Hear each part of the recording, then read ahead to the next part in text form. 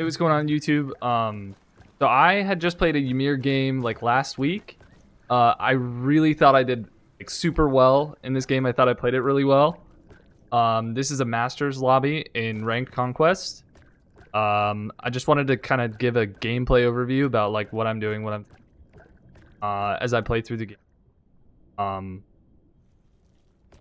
Yeah, that's basically it. So to begin, I started with first donk here, or horrific emblem I think it's called now. 4 pots, 4 health pots. I never go multi pots, and so I started with the sturdy 2 that is now something else. I can't remember its name, but I started with that as my shard, and then I started with 2 wards. I think starting with 2 or 1 ward is always the play, never extra pots or anything like that.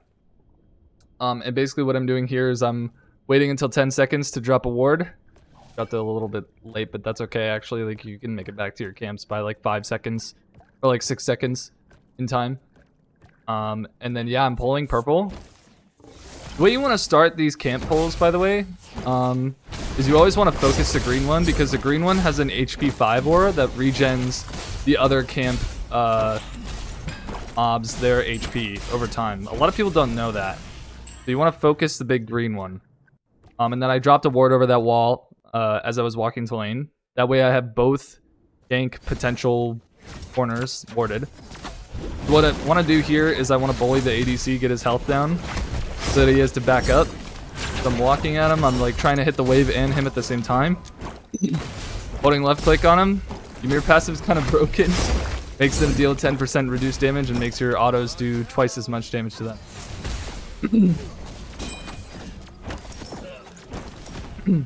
So you can see all their healing. I think I go in and I change this in the settings. You might see like a settings pop up shortly. Wasn't used to spectator, so I misread. But yeah, I was still learning how to use spectator, so I wasn't sure how to like get all the settings working and everything. You can see my Heim is poking the crap out of. Yep, there's the settings machine. Alright. I figured it out real quick, don't worry. Alright, there we go. So right now the shield camp just spawned. So what I'm really trying to do is force a wave under tower so they can't walk to shield camp. They have to clear the wave unless they want to loot. The Apollo is so poked out, if he stepped up, he would die. So we get this free shield camp. So that's really good.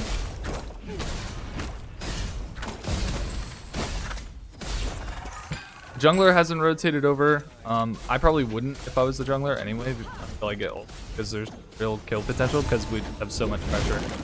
I'm just walking at the Apollo. I'm zoning him from the wave here, because I know that he can't play up, and we can force the wave actually under tower here too. But instead, we opt to go for the neutral camp. What we probably could have done is applied a little bit more pressure and force the wave under tower, but they do have Yamoja, so they could just get out of tower if they really wanted to. I'm walking at the Apollo again, forcing him to use mana. I'm taking like no damage. Yeah, I'm literally just keeping them from essentially playing the game. So we've cleared the entire wave. They've done no damage to the wave right now. What we're gonna look for here is an invade. We actually have our wave meeting their wave at their tower line, so if we kill their wave real quick, we're gonna have a lot of minions to deal with, and they won't be able to rotate in. And so I've got so much pressure and so much damage there. It's just free poke, free pressure onto their king. Ymir can solo these pretty easily. You know, the big purple gremlin card, and then, like, trying to kill the green ones by itself is gonna be hard too, because they regen. Ooh, right here is a really good wall by me. I patiently am waiting for. Yep, Apollo dashes into the wall. Unfortunately, I think he gets out. Yeah, I curse donked, but they had popped sprint, which was a bad relic usage by me. But really good patience on the wall.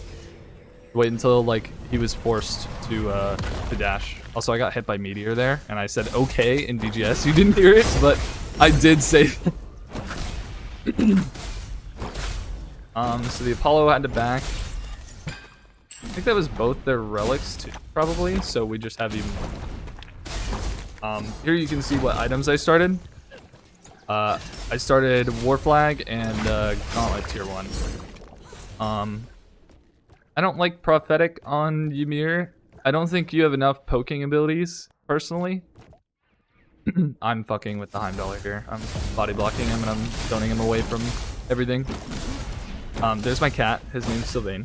He's amazing.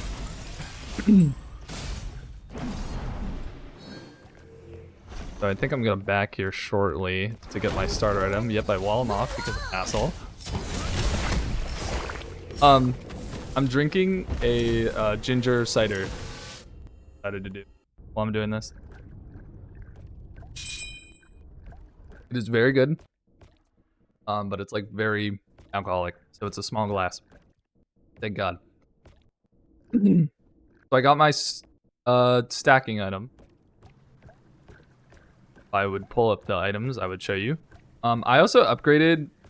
Did I upgrade it? I might have gotten the passive, like, automatic stacking thing for Horrific Emblem Tier 2. Or I might have spent the 300 gold. I don't know. I think it's good to do either. Whenever you can, especially if you're finding a lot of use out of your relics.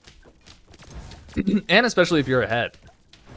Because if they don't upgrade yours or theirs, then you just have more cooldowns on your relics. And you can, like, abuse theirs being on. So, a lot of people would tend to rotate to mid around like level 5, level 6 as support. If I was Yamoja, I probably would do that, to be honest, because there's no way they're winning with T2. Ooh, here. So here what I did was I waited for her to pull the purple camp. And then I walked up to it and I pulled it. And since she pulled it first, the leashing rules dictate that I can pull it outside of the camp now. So that's what I did. I basically waited for her to grab aggro, and then I took the aggro from her, and that allows me to pull it outside of the camp. And then, of course, I ulted for that. Probably not required, but it's the best way to secure that you get the buff. And I think it was the right play there. So I actually have a ward down, and I could see that the Agni was coming to gank. That's why the Apollo ulted there. We just backed off. The Agni's a little fed. Yeah, you can. That's not our ward, actually. I think we saw him rotating from the. I hovered a ward on the map, but I don't think that's a. Oh, here I'm a little bit troll. I wall off his auto and then I steal the ward from him. Oopsie daisy. That was my ward, though. I think that I placed. I do try to apologize for him later. I like put a sentry down on a ward, an enemy ward, and I like hit it twice. I hit it twice and then try to leave it for him because I stole that one ward just now. But he actually never hits it the third time, so I should have hit it the third time later on. So I'm just, again, just like putting more pressure. Yamoja is a pretty bad matchup in Ymir. Because I can just wall off her hoops. Yeah, so this is the ward that I leave up. Yeah, if you watch later, it fades away. Actually, that's 50 free gold down the drain. This is a really good wall. I flicked my camera here. I get his beads. Yeah, so that doesn't look that impressive in the spectator, but I promise you it was a pretty good flick. And we got his beads, so that just lets the Zeus have a little bit more agency to do whatever he wants. I was pretty low on mana, that's why I'm back there. Hopefully I show items. Yep. So I'm going Relic Dagger? Relic Dagger or Wing Blade? Definitely Relic Dagger, actually. So since I'm pretty far ahead, I guess I'm not super far ahead, but since I'm like pretty, we have a lot of pressure. I can go ahead and grab a Relic Dagger and it doesn't bad. Also, Ymir has a really, really high health. While they're off there, I'm just creating space for the Heim. Not die. Burst them there. I think I'm stalling here. Nobody's really. Actually, I'm thinking here that like maybe we have an opportunity. This is a little bit troll by me. However, the Apollo does a little bit troll thing and he dashes that way for some reason. And we get the kill. But yeah, that was troll by me. I should have been looking at my map and like seeing that this wasn't rotating just yet and like playing a little bit back.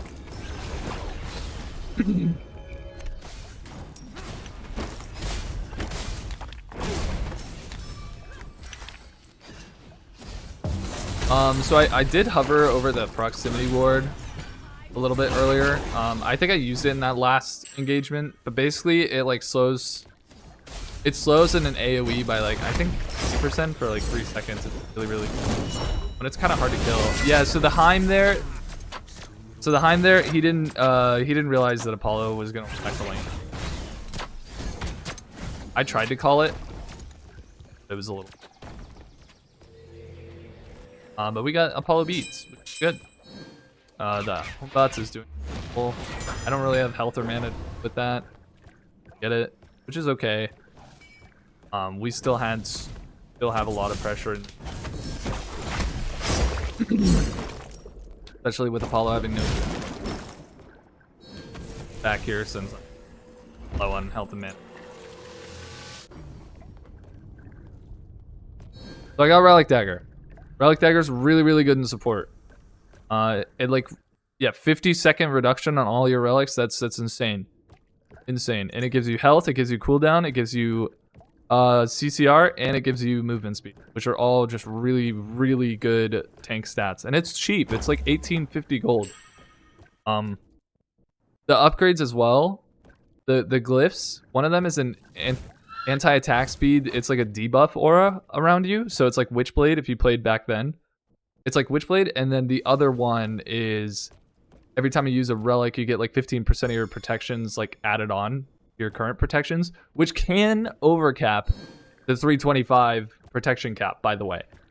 And also it reveals wards for like 20 seconds, but not only wards, it reveals all invis characters as well around you. So like Morgan, Alquang, Loki, all of them get revealed around you while that passive is active. Same thing with Seer of the Jungle, by the way.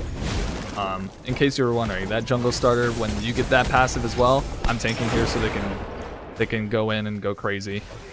I dropped it a little bit. I got ganked. I kind of got owned here, not gonna lie. But I think we got the. Did we get the Agni?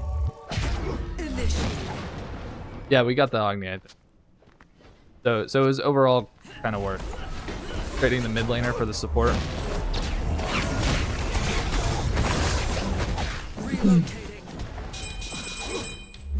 Yeah, so Seer of the Jungle and the Relic Dagger, up the glyph Eldritch Dagger.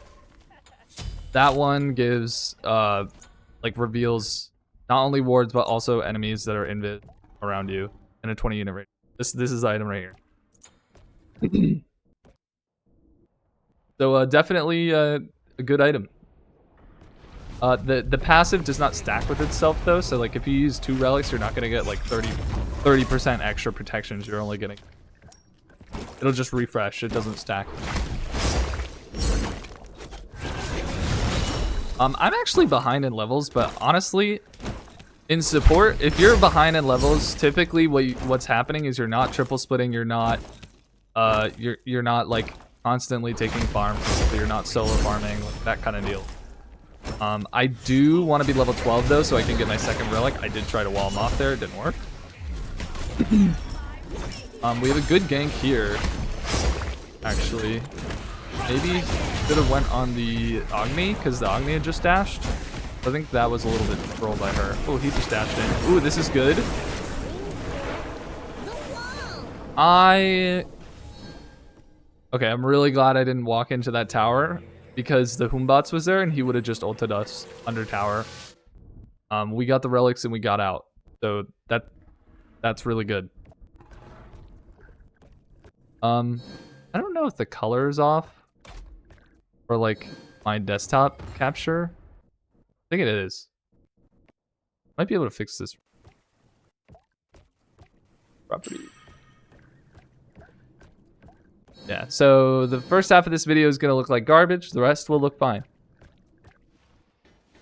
My bad. I have an HDR monitor. I had to force SDR to get it to look normal. Anyway. So I'm pulling Pyro here. We actually have a Zeus and a Nemesis, so this is so free. We just have so much DPS. Also, not only that, Nemesis reduces its power. I reduce its damage because of my passive. So it's just very, very easy objective pull there. Can burn it really fast. Agni could have like walked over and tried to steal, I think. He has better secure than us, but I actually had ult, so I don't know. I probably out secure Agni, honestly, along with Zeus. So I'm level 12. I should be backing here for a relic soon, but I'm seeing that they're rotating this duo side. So I wanted to rotate over and help. I see the Cthulhu. I wall him off. He can't get his dash off. That was a really good wall, by the way. Walled him off from CCing the Nike. The Emoja ults nothing. Tries to ult behind, but the Heim just crystals out. So they've like committed for this, so I'm kind of just like...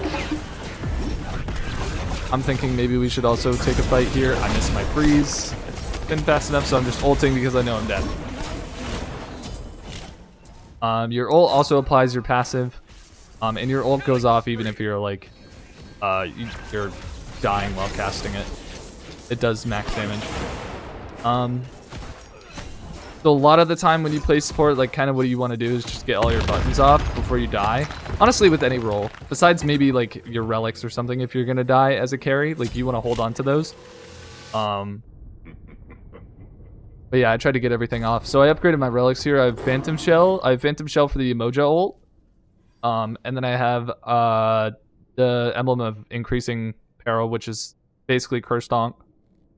It can really punish people for diving. If they dive and then you curse donk them, or if you horrific emblem them, I mean, they do so much reduced damage, so it can really like, it can F up how hard they commit, which is really good. So like for instance, if you're getting dove by like a Susanna or a Humbats, you just throw down horrific emblem before they ult, and then their ult's doing like 20 to 30% less damage. Because of that. It's really, really good. And then I have Relic Dagger, so I can do it literally every time he ults.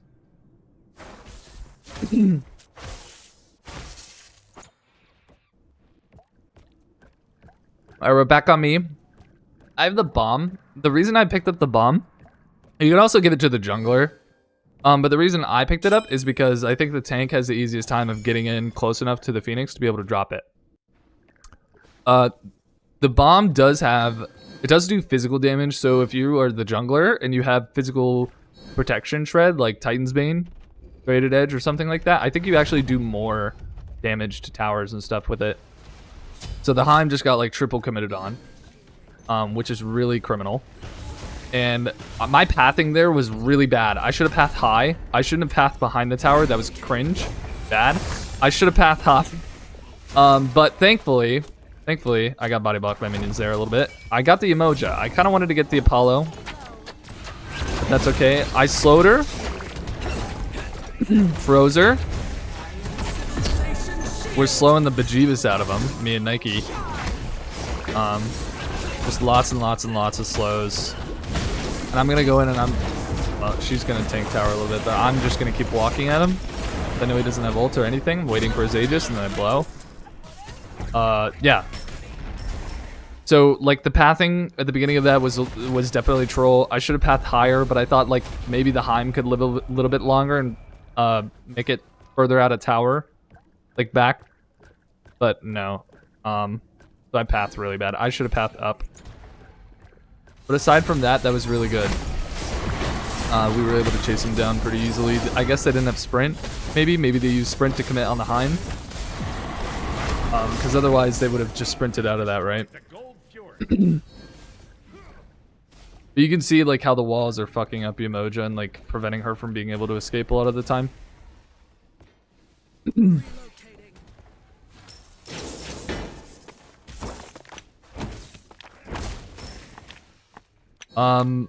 So the little Jimmy that I picked up, the Interceptor. Hold on, I'm getting ulted. Yeah, so he left over my freeze there, which was really good. I walled. I don't think I caught him. Maybe I did. With the wall, I'm not sure actually.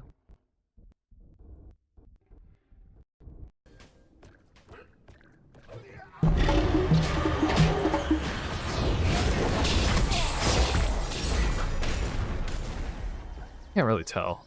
I'm imagining we did. No, he doesn't have flames on the. Okay. So he leapt over my freeze, which was a really good play by him. But you saw I popped Curse to kind of nerf his damage, and it helped a little bit. At least with me for surviving, not so much to, unfortunately.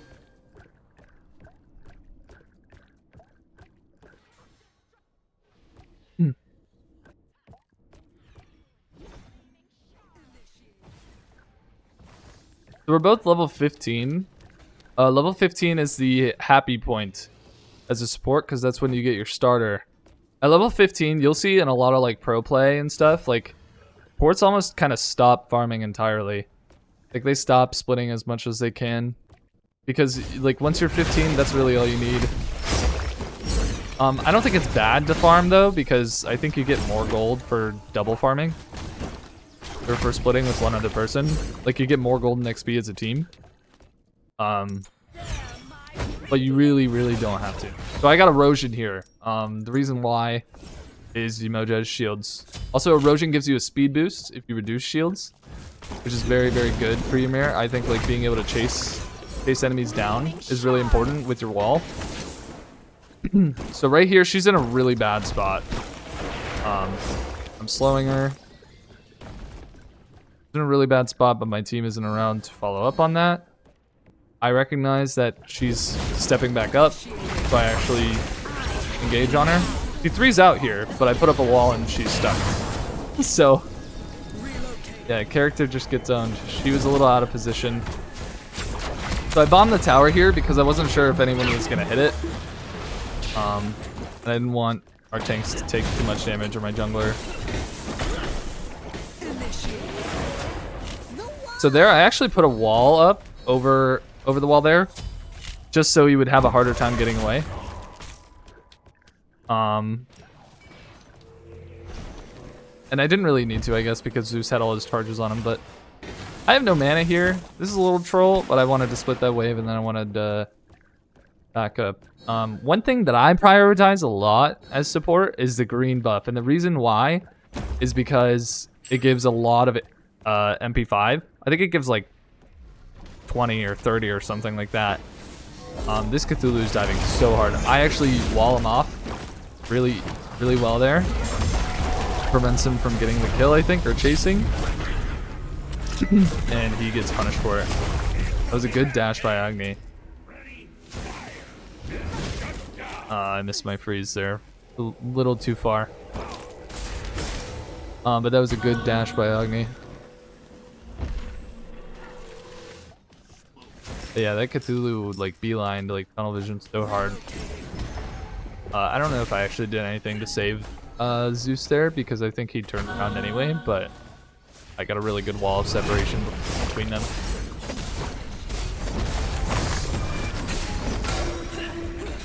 So I picked up the bomb again. I did use it on mid tower earlier, maybe a little troll because the tower was so low, but I saw we were diving it. I didn't want to take the extra damage, so might as well just bomb it. One thing, if you don't know, the runic bomb does slow the attack speed of towers, and it also does a lot of damage to objectives. Oh, I'm pinging the emoji here because I see she's like stepping up like way out of position. So I wall her off here. She's literally stuck. My Hein gets to free cast. I pop phantom shells so we can walk through, and then I freeze her as she tries to hoop away. I'm no mana. At that point, that's when I return to base. I have no mana. And I spam laugh a little bit because I'm kind of an ass. But she was not letting me back. To be fair, she wasn't letting me back. So, deserved, honestly. The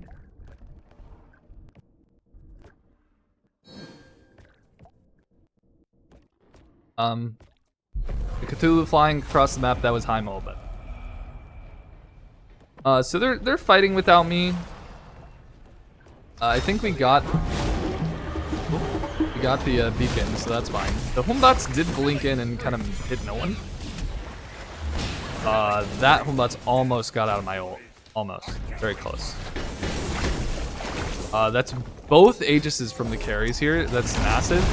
But I'm recognizing that they could probably get away because I have no cooldown, so I turn around and try to peel. I do have a wall soon. I wall him off. Very easy. We should kill him here. No, he has enough cooldown. I bombed the tower here. Bomb the tower there to slow the attack speed. Look at how slow it's firing. It's like one attack like every 1.5 seconds, 2 seconds.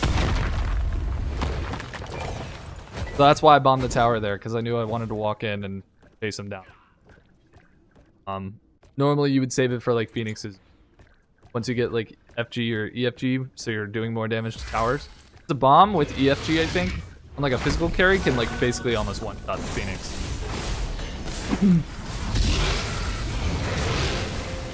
Right here, so the way you pull Fire Giant as a support is you want to stand by where the what do you call it? What do you call that thing? The freaking stone that I was whacking. I don't remember what it's called. You want to stand by it so when the Fire Giant uses its AoE attacks, it also hits that thing. And when that thing dies, I think you deal like, I want to say like 10 to 15% extra damage to the Fire Giant for like 15 seconds or something like that. Everyone does. The Fire Giant just takes more damage. So you definitely want to stand like by that and try to like, I'm fucking with the Heim again. Try to like dodge the knockups as well as you're like walking back and forth. You want to be careful though. If you have Wing Blade, it can actually proc your Wing Blade.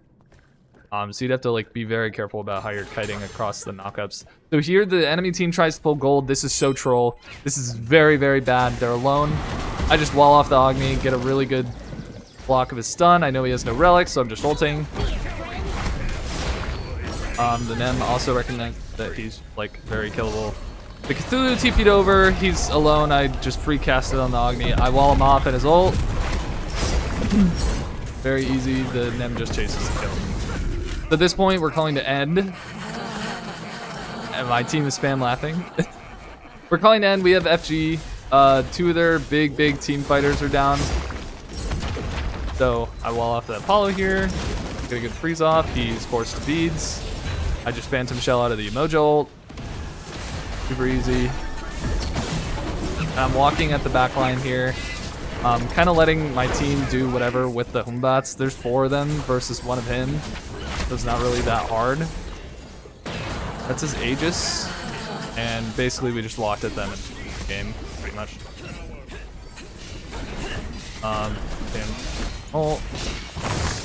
The Titan actually deals reduced damage too. Oh, that just a huge thing of lightning outside. Alright. So yeah, that's it. Hopefully you guys enjoyed this. I might do more of these if I get more good games.